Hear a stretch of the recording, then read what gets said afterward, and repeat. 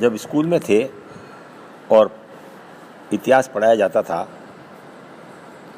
तो बड़ा अजीब लगता था कि कहाँ ज़रूरत है पुरानी पुरानी बातों को पढ़ाने की। पर हमारे मेयो कॉलेज में महावीर दयाल जी करके हमको इतिहास हिस्ट्री पढ़ाया करते थे।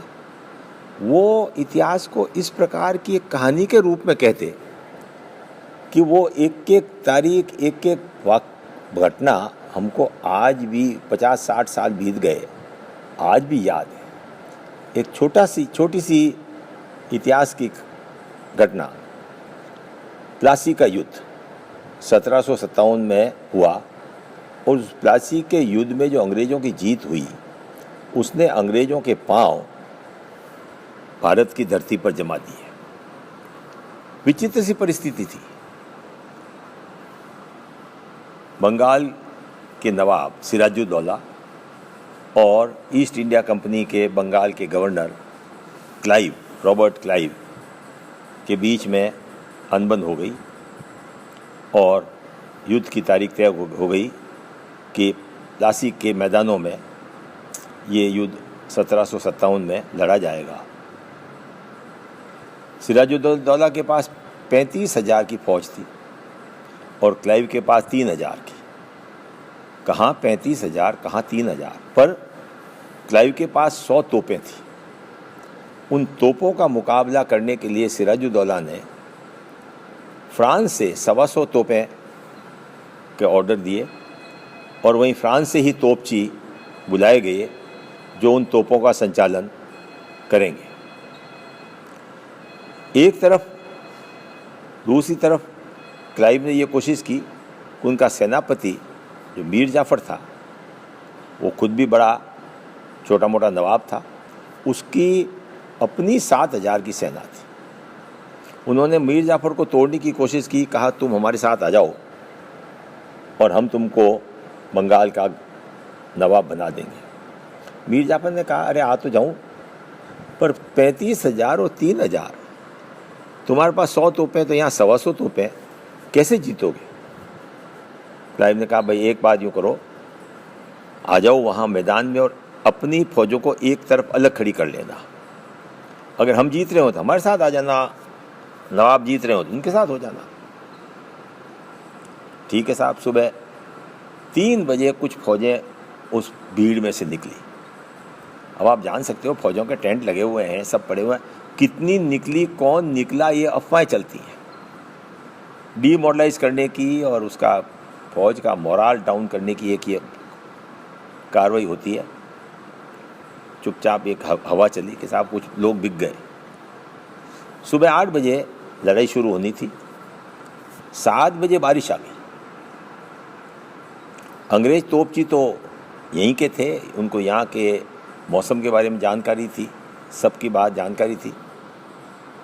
उन्होंने अपने बारूद को ढक दिया, तोपों को त्रिपाल से ढक दिया। पर फ्रांस के तोपची सीधे फ्रांस से आए थे, उनको यहाँ की जानकारी नहीं थी, तो वे त्रिपाल साथ नहीं लाए थे ढकने का तोपों को, और अपने बारूद जिसको गन पाउडर कहते हैं उसको ढकने का साधन नहीं लाए थे, और वो बारूद भीग गया, तोपें भीग गई। 8 बजे जब युद्ध शुरू हुआ तो अंग्रेज़ों की तोपें तो चली और फ्रांस की तोपें नहीं चली नहीं। गन पाउडर भीग गया, बारूद भीग गया, तोपें में कैसे तो तोपों को भरे, बारिश आ रही ऊपर से, और तोपों के सामने लड़ने कौन जाए, मरना है क्या? 35,000 और 3,000 तोपें चल रही हैं और फौजें खड़ी हैं। नवाब साहब की ऑर्डर दे रहे हैं, कोई आगे तोपों के सामने नहीं बढ़ रहा है। हवा कुछ तो पहले बनी गई थी, कुछ बिक गए, और ये हुआ कि फ्रांस के सैनिक भी बिक गए, फ्रांस के तोपची बिक गए। और 11 बजे तक सारी फौजें भाग खड़ी हुई और 11 बजे सिराजुद्दौला को पकड़ के बंदी बना दिया गया और उसका सिर काट दिया। पूरी उससे जो माहौल बना कि 35,000 को 3,000 हरा सकते हैं। वो 3,000 में भी 1,000 अंग्रेज सिपाही थे और 2,000 हिंदुस्तानी ट्रेंड सिपाही थे। अब अगर इस पूरी लड़ाई का अपन गहराई में जाएं तो इसका मुख्य कारण क्या कि तिरपाल लाना भूल गए थे। हिंदुस्तान गुलाम हो गया। उसके 1957 के बाद अंग्रेज अपनी ताकत बढ़ाते ही चले गए और हिंदुस्तानी राजाओं की, नवाबों की हिम्मत ही नहीं हुई कि अंग्रेज़ों से लोहा ले सकें। पर इस छोटे से युद्ध की गहराई में जाएं तो सिराजुद्दौला की तरफ से लड़ाई की पूरी तैयारी नहीं थी। तैयारी की गई पर उसके डिटेल्ड वर्किंग नहीं हुआ और तिरपाल नहीं लाए और लड़ाई नहीं हारे। बंगाल का नवाबी गई और हिंदुस्तान गुलाम हो गया। इसलिए ये छोटी छोटी घटनाएं इतिहास की अपने को सिखाती है कि छोटी छोटी कमियां अगर कहीं किसी प्लानिंग में रह जाती है तो उसका जो असर है, उसका उल्टा असर बहुत ही व्यापक पड़ता है।